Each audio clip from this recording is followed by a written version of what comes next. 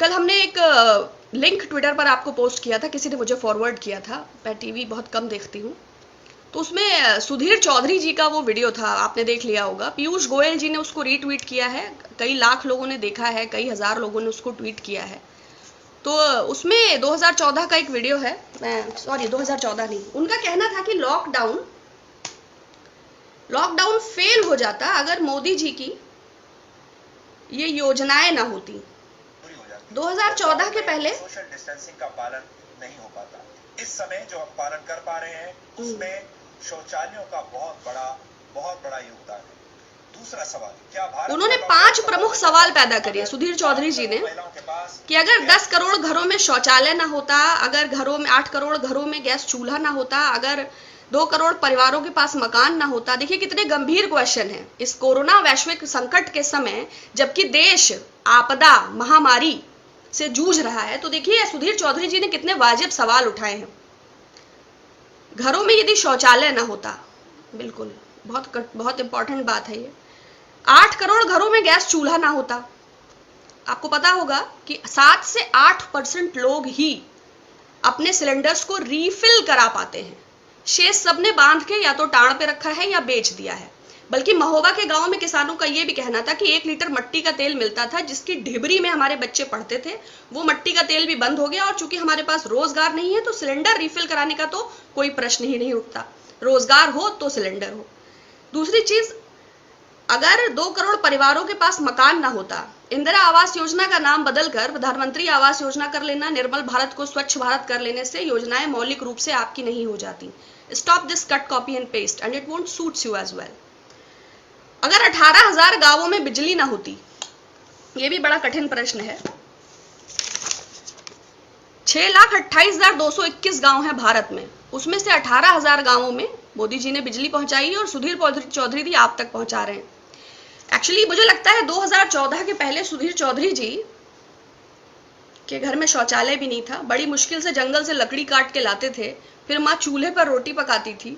फिर ये पैदल, सड़कें भी नहीं थी, तो पैदल 2.5 कोस चल के, नदी पार करके, नाव से, फिर बैलगाड़ी पे बैठ के पत्रकारिता के संस्थान में जाते थे। फिर वहां पे बंक किया या क्या किया कि पत्रकारिता का कोर्स तो पूरा हो गया, किंतु मानवता और नैतिकता वहीं पर छूट गई। तो जो डेटा दिया है इन्होंने, बैंक का भी दिया है। जनधन खाते कुल कितने खुले हैं? अगर आप जाएंगे तो जनधन की वेबसाइट पर ही ये मेंशन है कि 22% खातों में तो फूटी कौड़ी भी नहीं है, बाकी खातों की भी क्या स्थिति है वो उसमें दिया हुआ है। रिफिल का मैंने आपको बता ही दिया। बिजली का 18,000 गांव भी मैंने आपको बता दिए। 1947 में जब भारत आजाद हुआ तो 1500 गांव विद्युतीकृत थे। अगर चौधरी जी का बस चले तो थॉमस एल्वा एडिसन और माइकल फैराडे विद्युत के आविष्कार से भी मोदी जी को जोड़ दें कि नील आर्मस्ट्रांग ने पहला पांव नहीं रखा था, वो तो मोदी जी पहले चंद्रमा पे चढ़े थे। अगर चौधरी जी का बस चले तो वास्को डिगामा ने समुद्री मार्ग की खोज नहीं की थी, वो भी मोदी जी ने ही की थी। तो 2014 के पहले कोई बुनियादी सुविधाएं नहीं थी। तो 23 करोड़ लोगों के, हाँ, बैंक खाते भी मैंने आपको बता दिया। बैंकें कैसे बनी थी वैसे चौधरी जी? बैंकें नहीं होती तो क्या शौचालय में पैसा जमा करवाते? एक आरटीआई के मुताबिक 2014 से अब तक 26 सरकारी बैंकों की 90 शाखाएं बंद हो गई हैं। और बैंकिंग व्यवस्था पे ज्यादा बात करेंगे तो समय बीतता चला जाएगा, क्योंकि सबसे ज्यादा दुर्गति अगर कोई है तो बैंक कर्मियों की।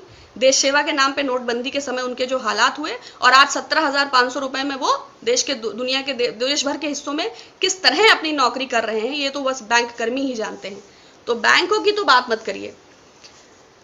सिलेंडर और खाता और जनधन और विद्युत और परिवारों के पास मकान, तो बुनियादी सुविधाएं भी 2014 के पहले सुधीर चौधरी जी को उपलब्ध नहीं थी। ये बहुत प्रख्यात पत्रकार हैं। अगर आप विकिपीडिया पे जाते हैं तो आप पाएंगे कि जो है इनका राशि जो है वो मिथुन राशि है। नक्षत्र और नक्षत्र के पद और गोत्र इन्होंने मेंशन नहीं किया है, और चूंकि अब विकिपीडिया अकाउंट एडिट हो सकता है अपने हाथों से, तो कुछ उसमें महत्वपूर्ण बातें मिस हो गई। इनका एक गौरवशाली अतीत है। 2012 में जिंदल स्टील्स प्राइवेट लिमिटेड से 100 करोड़ रुपए extortion money, 100 crore extortion money, extortion समझते हैं? रंगदारी, यू अंडरस्टैंड, अवैध वसूली। तो 100 crore extortion money Jindal steels से जब मांगा गया तो स्टिंग ऑपरेशन के दौरान इन पर केस फाइल हुआ, और ये 14 दिन के रिमांड पे तिहाड़ जेल चले गए। अब ऑब्वियस सी बात है कि पत्रकारिता, वो भी बिना नैतिकता, बिना मानवता, और फिर तिहाड़ का 14 दिन का एक्सपीरियंस, तो इन्होंने बहुत तरक्की किया। निकले तो थोड़ा मानसिक रूप से असंतुलन होना स्वाभाविक था, वो इनकी पत्रकारिता में भी दिखता रहता है। बगदादी और गद्दाफी और पत्थरबाजी और खलीफा, उससे बाहर निकल नहीं पाते हैं, लेकिन खैर इट हैपेंस।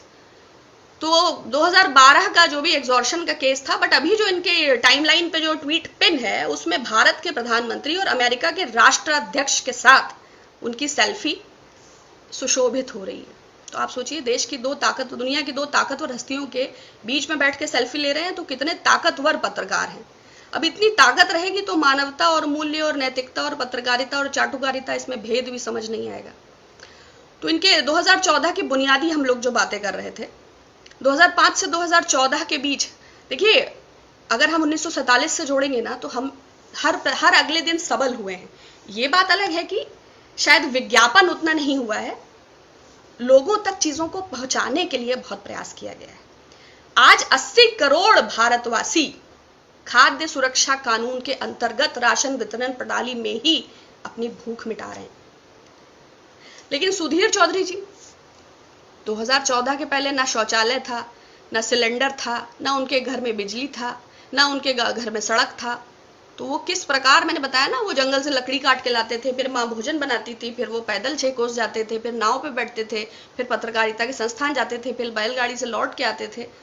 तो जो है, अब उनको बुनियादी संस्थाओं का ज्ञान ही नहीं है। लेकिन खैर, उनके अनुसार मोदी जी 6 बरस से लॉकडाउन और कोरोना की तैयारी कर रहे थे, और सोशल डिस्टेंसिंग और आइसोलेशन इसलिए बहुत बेहतर फॉलो हो पा